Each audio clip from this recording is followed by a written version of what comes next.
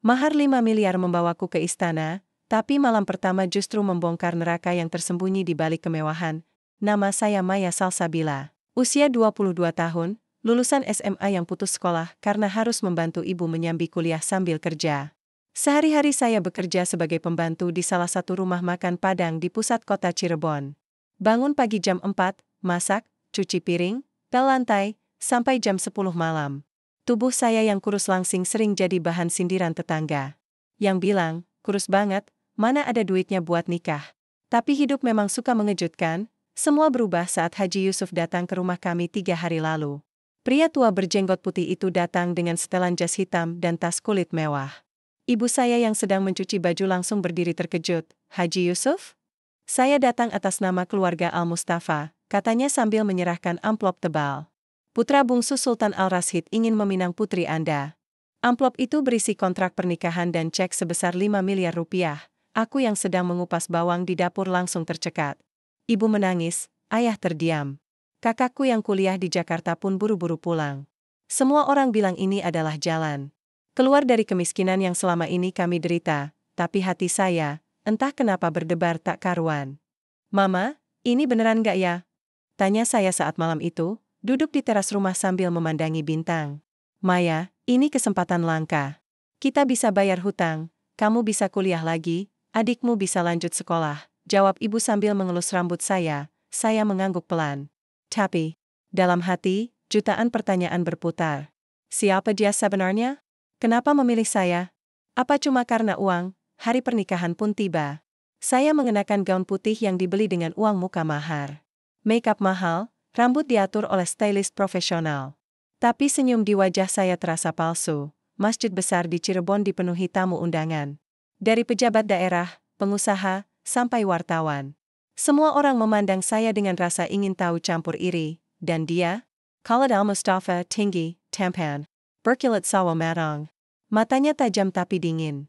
Saat kami bersalaman untuk pertama kalinya, tangannya dingin sekali. Tidak ada senyuman. Tidak ada kata-kata manis. Sampai jumpa di istana, katanya pelan, hanya bisa didengar saya. Setelah akad selesai, saya langsung dibawa ke bandara dengan mobil mewah. Pesawat private menunggu. Dalam sekejap, saya sudah meninggalkan Cirebon, kota yang sudah menjadi rumah. Selama 22 tahun, sekarang, saya duduk di kursi pesawat mewah, memandangi awan putih, sementara pramugari menyajikan teh Earl Grey. Sinsan Berlian di Yari saya berkelaan di bawah lampu, dalam hati, saya bertanya lagi, apa yang sudah saya lakukan untuk sampai di titik ini? Dan pertanyaan yang lebih penting, apakah saya siap menghadapi apa yang ada di sana? Pesawat mulai turun. Melalui jendela, saya melihat gurun pasir yang luas, dan di kejauhan, sebuah istana megah yang tampak seperti dari film dongeng. Tapi entah kenapa, hati saya tidak merasa seperti sedang bermimpi indah. Istana itu indah, tapi terasa dingin. Seperti tidak pernah ada cinta di sana, dan saya hanyalah seorang pembantu yang tiba-tiba menjadi istri seorang pangeran. Apakah itu berarti saya bahagia? Saya tidak tahu. Yang saya tahu, hidup saya tidak akan pernah sama lagi. Langkah kakiku terasa berat saat memasuki gerbang istana Al-Mustafa. Bangunan mega dengan kubah emas dan menara tinggi menjulang tinggi di hadapan mataku. Aroma dupa dan kayu cendana menyelimuti udara, membuatku merasa seperti masuk ke museum kuno.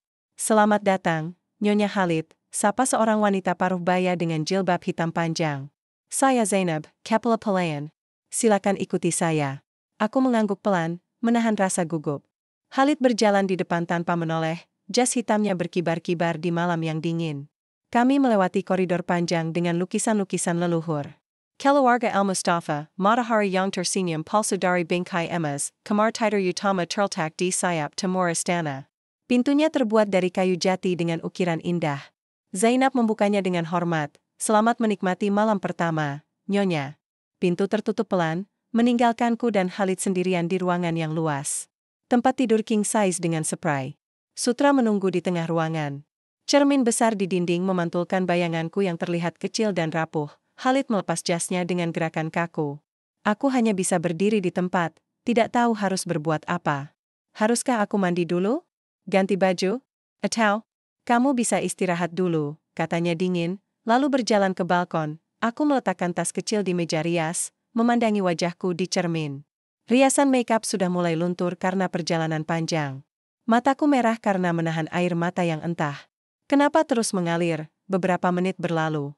Khalid masih berdiri di balkon, memandangi gurun yang gelap. Aku mencoba tidur, tapi tidak bisa. Suasana kamar terlalu sunyi, terlalu asing. Sekitar tengah malam, Khalid masuk lagi. Wajahnya basah, seperti baru menangis. Hatiku terenyak. Pangeran tampan yang seharusnya bahagia malam pertama ini malah menangis. Khalid, panggilku pelan, dia menoleh, matanya merah. Maya, kamu harus tahu sesuatu. Tiba-tiba saja, dia menggenggam tanganku dan membawaku keluar kamar. Kami turun melalui tangga rahasia yang tersembunyi di balik lukisan. Koridor bawah tanah yang gelap dan lembab menyambut kami. Kemana kita? Tanyaku gemetar. Ada yang harus kamu lihat. Kami berhenti di depan sebuah ruangan dengan pintu besi tua. Khalid membuka kunci dengan tangan yang bergetar. Saat pintu terbuka, aku melihat ruangan penuh dengan foto-foto, dokumen, dan barang-barang pribadi. Di tengah ruangan, ada foto seorang wanita cantik dengan senyum hangat. Di bawah foto itu tertulis nama, Nadia Al-Said. Siapa dia? Tanyaku. Khalid duduk di lantai, wajahnya pucat. Istriku yang pertama. Aku terpaku. Jantungku berdebar kencang. Apa semaksudmu? Dia menghilang 3 tahun lalu. Secara misterius. Keluarga bilang dia meninggal karena kecelakaan, tapi dia mengambil sebuah dokumen. Tapi aku tahu dia masih hidup. Aku melihat dokumen itu. Surat dari Nadia yang ditujukan untuk Khalid, ditulis beberapa bulan setelah dia dinyatakan meninggal. Isinya penuh dengan kesedihan dan permintaan tolong. Zara, kakakku, dia yang menyembunyikan kebenaran. Dia bilang jika aku membongkar rahasia ini, maka seluruh keluarga akan hancur. Aku duduk di sebelahnya, merasa dunia berputar. Kenapa? Kamu memberitahuku ini? Karena aku butuh seseorang yang bisa dipercaya. Dan, dia menatapku dalam-dalam. Karena aku tidak ingin ada rahasia lagi antara kita. Suara langkah kaki terdengar dari ujung koridor. Khalid langsung berdiri, wajahnya berubah menjadi waspada. Itu Zahra. Cepat, kita harus pergi. Kami naik kembali ke kamar melalui tangga rahasia.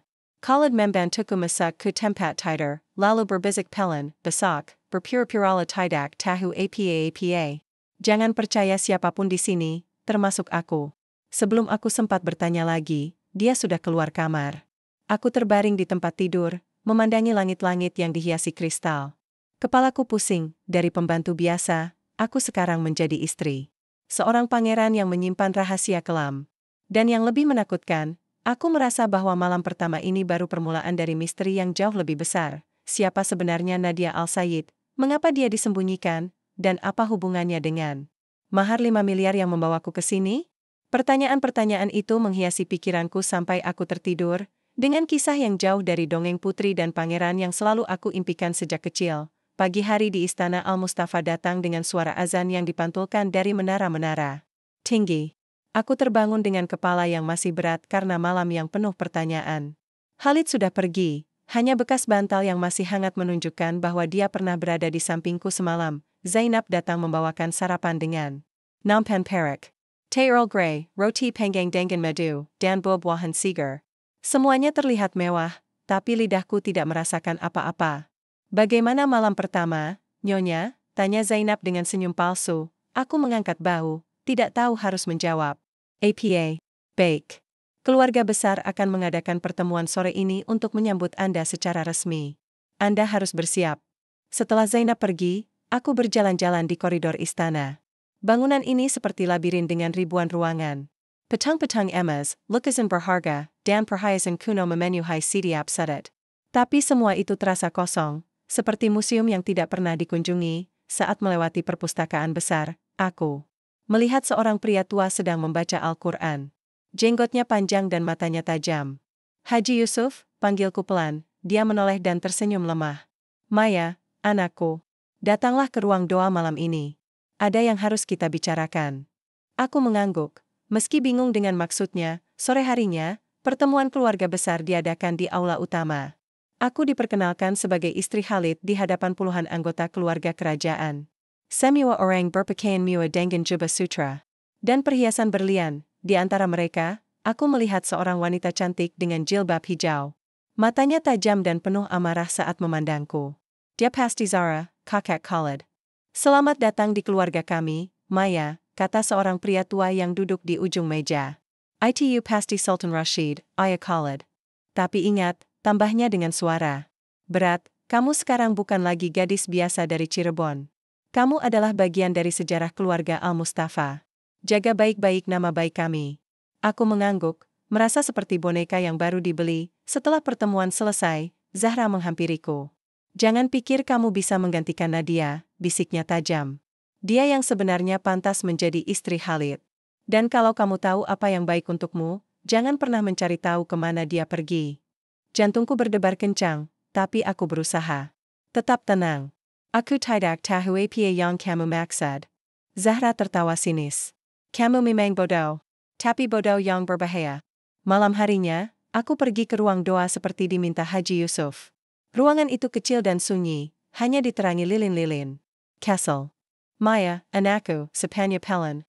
Aku tahu Khalid sudah memberitahumu tentang Nadia. Aku mengangguk, mataku berkaca-kaca. Nadia bukan hanya istri pertama Khalid. Dia adalah seorang aktivis yang memperjuangkan hak-hak rakyat. Dia mengetahui rahasia kelam keluarga kerajaan ini. Haji Yusuf mengambil sebuah dokumen kuno. Sultan Rashid terlibat dalam penyelundupan senjata dan korupsi internasional. Nadia mengumpulkan bukti untuk membongkar semua ini. Terus kenapa dia menghilang? Karena dia terlalu berbahaya bagi keluarga ini. Zahra, dengan bantuan pihak keamanan istana, menyekapnya di sayap terlarang istana. Sultan memerintahkan agar dia tidak pernah dilihat lagi. Aku terdiam. Dunia seolah berputar. Di mana dia sekarang? Haji Yusuf menatapku dalam-dalam. Sayap bawah tanah, di ruangan yang sama yang kamu lihat semalam. Tapi sekarang, dia tidak sendirian. Aku merasa darahku mendidih. Apa maksudmu? Ada bayi. Anak Khalid dan Nadia. Kaki aku terasa lemas. Aku berpegangan ke dinding untuk tidak jatuh. Khalid punya anak? Dengan wanita yang disembunyikan. Kamu harus hari-hari, Maya. Zahra akan mengawasi setiap langkahmu. Tapi jika kamu ingin membantu Nadia dan cucunya, kamu harus bersiap. Aku kembali ke kamar dengan pikiran yang kacau. Khalid sedang membaca di balkon, wajahnya tampak lelah. Khalid, panggilku Pelin, dia menali, matanya penuh harapan. Maya, kamu baik-baik saja. Aku menatapnya dalam-dalam. Ceritakan tentang Nadia. Wajahnya berubah, menjadi pucat dan ketakutan. Maya, kamu tidak boleh, kenapa? Karena Zahra bilang. Begitu? Karena Sultan takut rahasia keluarganya terbongkar. Khalid berdiri dan menghampiriku. Kamu sudah bicara dengan siapa? Haji Yusuf. Dia memberitahuku semuanya. Dia duduk di tepi tempat tidur, kepala di tangan. Aku mencintainya, Maya. Aku masih mencintainya. Tapi aku tidak bisa melawannya sendirian. Aku duduk di sebelahnya, menggenggam tangannya. Kita bisa melawannya bersama. Malam itu, kami berdua merencanakan cara untuk menyelamatkan Nadia. Tapi yang tidak aku sadari, bayangan Zahra sedang mengintai dari balik tirai, mencatat setiap kata yang kami ucapkan. 3 hari telah berlalu sejak pembicaraanku dengan Khalid tentang Nadia. Setiap pagi, aku berpura-pura seperti biasa, tersenyum pada anggota keluarga yang lewat, menjalani protokol istana yang kaku. Tapi di balik senyuman itu, API pemberontakan berkobar dalam dadaku. Dengan bantuan Haji Yusuf, aku mulai mempelajari tata letak istana. Sayap bawah tanah tempat Nadia ditahan terletak di bawah Menara Timur. Sistem keamanannya ketat, dengan penjaga bersenjata yang bergilir setiap 4 jam. Kamu yakin mau melakukan ini? Tanya Khalid saat kami bertemu di taman belakang istana. Aku mengangguk mantap. Dia bukan hanya istri pertamamu, Khalid. Dia ibu dari anakmu. Dan dia manusia yang berhak atas kebebasan. Khalid memelukku erat. Terima kasih sudah percaya padaku. Tapi saat malam tiba, rencana kami hancur berkeping-keping. Aku sedang bersiap-siap untuk menyusup ke sayap bawah tanah ketika Zahra datang ke kamarku dengan 2 penjaga keamanan. Maaf, Nyonya. Tapi Sultan memerintahkan agar Anda dikurung selama beberapa hari, katanya dengan senyum sinis. Sebelum aku bisa membantah, aku sudah dikunci di kamar dengan kunci dari luar. Jendela-jendela dikunci rapat, dan bahkan saluran udara pun disegel. Khalid, teriakku sekuat tenaga, tapi tidak ada jawaban. 1 jam kemudian, Khalid datang dengan wajah pucat dan mata merah. Kenapa kau lakukan ini? Tanyaku dengan air mata berlinang. Aku tidak punya pilihan, Maya. Ayah tahu rencana kita. Zahra mengkhianatimu dan memberitahunya semua yang kita rencanakan. Aku terduduk lemas di lantai. Jadi ini semua cuma permainan bagi kalian? Bukan begitu. Aku mencintaimu, Maya. Tapi aku juga harus mempertimbangkan keselamatan Nadia. Jika kita gagal sekarang, mereka akan membunuhnya. Aku menatapnya dengan kekecewaan yang mendalam. Lalu kenapa kau tidak memberitahuku bahwa ini semua adalah ujian? Wajah Khalid berubah. Apa maksudmu? Aku baru saja bertemu Haji Yusuf. Dia bilang bahwa selama ini aku diuji. Untuk melihat apakah aku layak menjadi istri seorang pangeran atau hanya pembantu yang tamak uang. Khalid terdiam. Lalu dia berlutut di hadapanku. Maafkan aku, Maya. Ayah memerintahkan ini semua. Dia bilang jika kamu bisa melewati ujian ini tanpa menyerah, maka kamu layak menjadi bagian dari keluarga ini. Aku tertawa pahit. Jadi selama ini, aku hanya boneka dalam permainan kalian? Tidak. Semua perasaanku padamu tulus. Tapi aku terjebak dalam sistem keluarga ini. Saat itu, aku melihat sesuatu di matanya yang membuatku terkejut. Air mata. Khalid menangis. Aku yang harus meminta maaf, katanya pelan. Aku tahu ini tidak adil. Tapi tolong, percayalah padaku. Aku akan menyelamatkan Nadia. Dan aku akan menyelamatkanmu juga. Aku menghapus air mata yang mengalir di pipiku. Bagaimana caranya? Besok malam, saat upacara bulanan keluarga, semua penjaga akan berkumpul di aula utama. Itu kesempatan kita.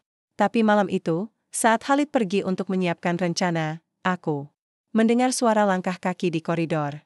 Pintu kamarku terbuka, dan Zahra masuk dengan senyum kemenangan. Kamu pikir bisa menghancurkan keluarga kami, bisiknya.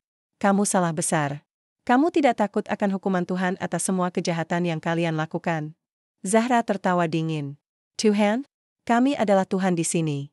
Dan kamu hanyalah tikus yang berani menantang kucing. Dia mengeluarkan sebuah amplop dari dalam jubahnya. Tapi aku akan memberimu kesempatan. Pergi dari sini, ambil uangmu, dan jangan pernah kembali. Lupakan semua yang sudah kamu lihat. Aku menatap amplop itu. Di dalamnya pasti ada cek besar, mungkin lebih dari mahar yang diberikan untukku dulu. Tapi jika kamu memilih untuk tetap di sini dan terus mengganggu, lanjut Zahra, maka besok pagi, semua orang akan tahu bahwa kamu hanyalah pelacur dari Cirebon. Yang menipu keluarga kami dengan berpura-pura jujur.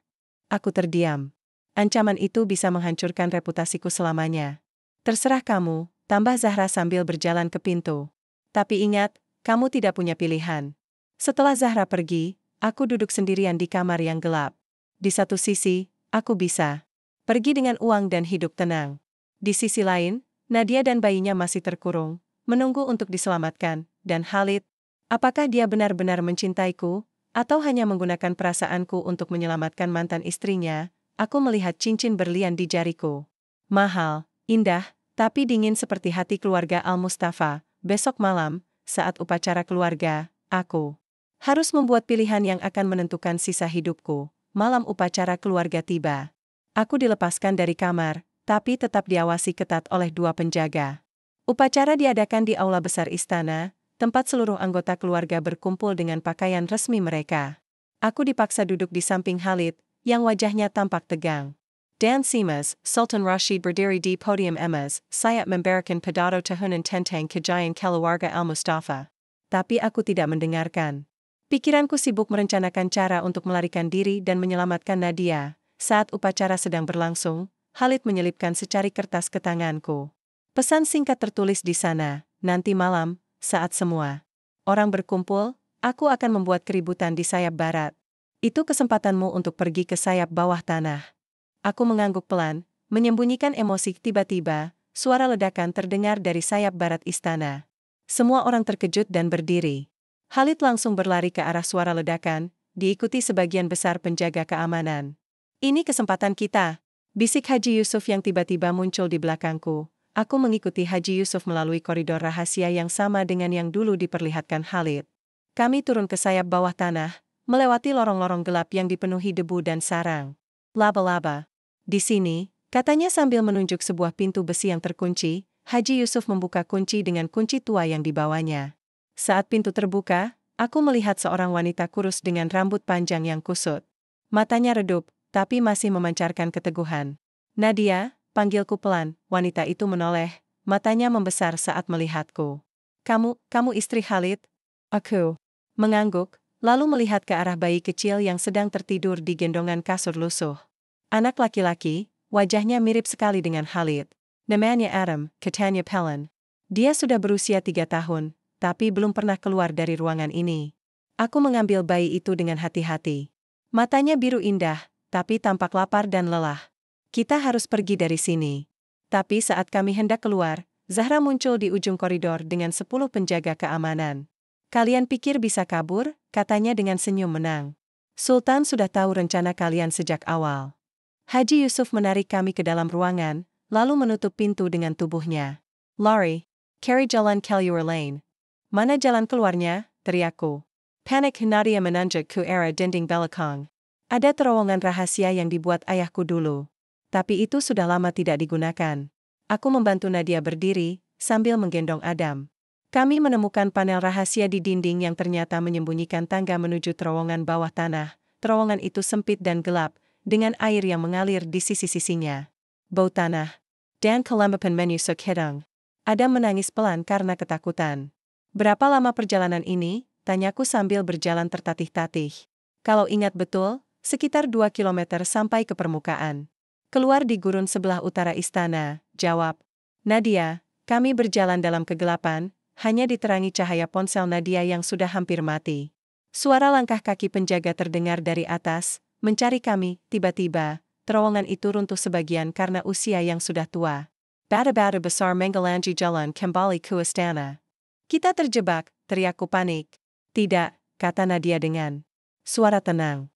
Ini justru bagus. Mereka tidak bisa mengejar kita lewat sini. Kami terus berjalan, sampai akhirnya melihat cahaya di ujung terowongan.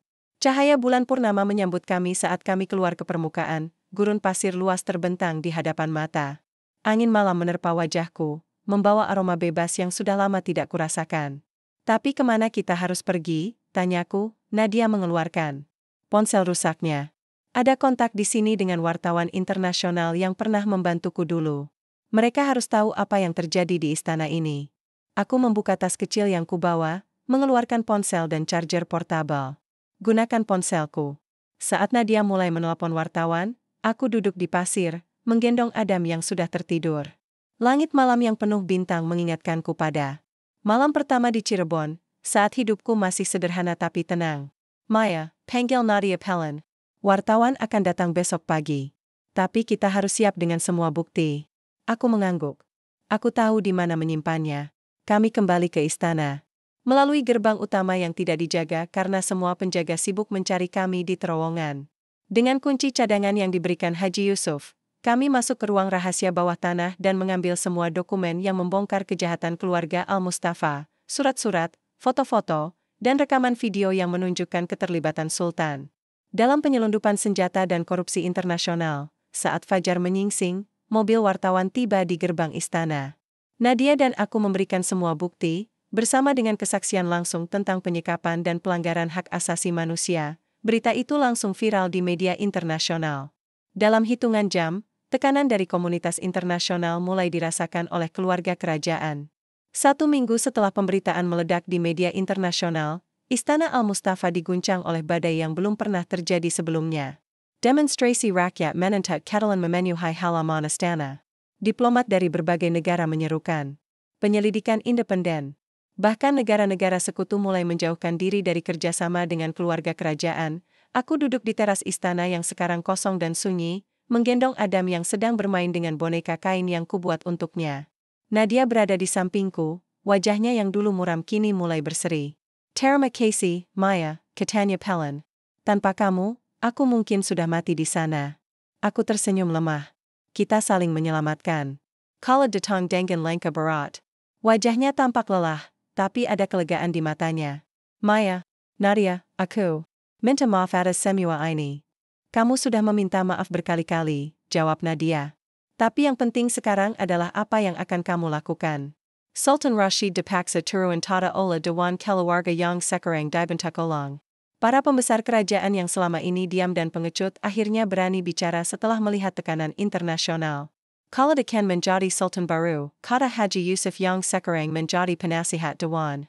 Tapi dengan syarat dia harus melakukan reformasi total dan membayar ganti rugi kepada korban kejahatan keluarga kerajaan. Zahra ditangkap oleh aparat hukum internasional yang datang menyelidiki kasus penyelundupan senjata. Selama pemeriksaan, dia mengaku bahwa semua kejahatan dilakukan atas perintah langsung Sultan Rashid, tapi dia juga mengaku menikmati kekuasaan dan kontrol yang diberikannya. Sultan Rashid yang dulu gagah dan otoriter kini terlihat rapuh dalam sel tahanan. Umurnya yang sudah lanjut membuat tubuhnya lemas, tapi matanya masih memancarkan kebencian. "Kamu pikir dengan semua ini, kamu bisa menghancurkan keluarga kami?" bentaknya saat dihadirkan dalam persidangan terbuka. "Tidak, Yang Mulia," jawab Nadia dengan suara kuat. "Kami justru menyelamatkan keluarga ini dari kejahatan yang telah mengotorinya selama puluhan tahun." Persidangan berlangsung selama 3 hari. Semua bukti yang kami kumpulkan membuat publik internasional terkejut. Korupsi, penyelundupan senjata, pelanggaran hak asasi manusia, dan penyekapan aktivis politik. Hasilnya, Sultan Rashid dihukum seumur hidup. Zahra divonis 20 tahun penjara. Dan keluarga kerajaan harus membayar denda miliaran dolar sebagai ganti rugi kepada korban. Khalid resmi menjadi sultan baru dengan janji reformasi. Dia membubarkan sistem keamanan pribadi yang korup, membuka akses publik ke istana, dan membangun pusat rehabilitasi bagi korban kekerasan keluarga kerajaan. "Maya, panggil Khalid saat kami berdiri di balkon istana yang sekarang terbuka untuk umum. Aku tahu aku tidak berhak memintamu untuk tinggal. Setelah semua ini, kamu bisa pergi kapan saja." Aku menatapnya dalam-dalam. "Aku sudah punya pilihan." "Apa itu?" "Kita bisa memulai lagi. Tapi kali ini, tanpa rahasia. Tanpa manipulasi. Hanya dengan cinta yang tulus." Khalid menggenggam tanganku erat. "Aku mencintaimu, Maya. Bukan karena kamu menyelamatkan keluarga ini, tapi karena kamu adalah wanita yang paling kuat dan paling baik yang pernah aku kenal." Beberapa minggu kemudian, aku diberi pilihan untuk tinggal di istana dengan semua kemewahan, atau kembali ke Indonesia dengan sebagian besar kekayaan keluarga kerajaan sebagai bentuk terima kasih. Aku memilih yang kedua. Di Jakarta, aku membuka Yayasan Nadia Maya Foundation, yang berfokus pada pembelaan hak korban kekerasan keluarga bangsawan dan pendidikan perempuan. Nadia menjadi direktur pelaksana, sementara aku fokus pada program pendidikan dan rehabilitasi. Uang yang kuterima dari keluarga Al-Mustafa cukup untuk membangun sekolah, rumah rehabilitasi, dan memberikan beasiswa kepada ratusan anak yang membutuhkan. Khalid sering datang ke Indonesia, tidak sebagai sultan, tapi sebagai suami yang mencintaiku. Hubungan kami sekarang dibangun atas dasar kesetaraan dan saling pengertian. Suatu sore, saat aku sedang mengajar di sekolah yayasan, Nadia datang dengan kabar mengejutkan. "Maya, kamu harus lihat ini," katanya sambil menunjukkan foto di ponselnya. Foto itu memperlihatkan Nadia dan Haji Yusuf sedang bertunangan di masjid kecil. Haji Yusuf yang dulu terlihat seperti kakek biasa ternyata mantan tentara rahasia yang menyelamatkan Nadia dari penyekapan. "Ternyata dia bukan hanya penjaga rahasia," kata Nadia sambil tertawa bahagia. "Dia juga penyelamat hidupku." Aku memeluk Nadia erat. "Aku senang kalian akhirnya bisa bahagia." Sore itu, saat matahari terbenam di atas Laut Jawa, aku duduk di teras rumah sederhana yang kubangun dengan uang dari yayasan. Adam bermain di halaman dengan anak-anak lain, sementara Khalid membacakan buku untukku. Kehidupanku sekarang jauh dari kemewahan istana, tapi jauh lebih berarti. Aku tidak lagi menjadi boneka dalam permainan kekuasaan, tapi wanita yang memilih jalannya sendiri dengan hati yang damai. Mahar 5 miliar memang membawaku ke istana, tapi keberanian dan kejujuran yang kupunyalah yang membawaku kembali ke jalan yang benar, dan di mataku, itu jauh lebih berharga dari semua emas dan berlian di dunia.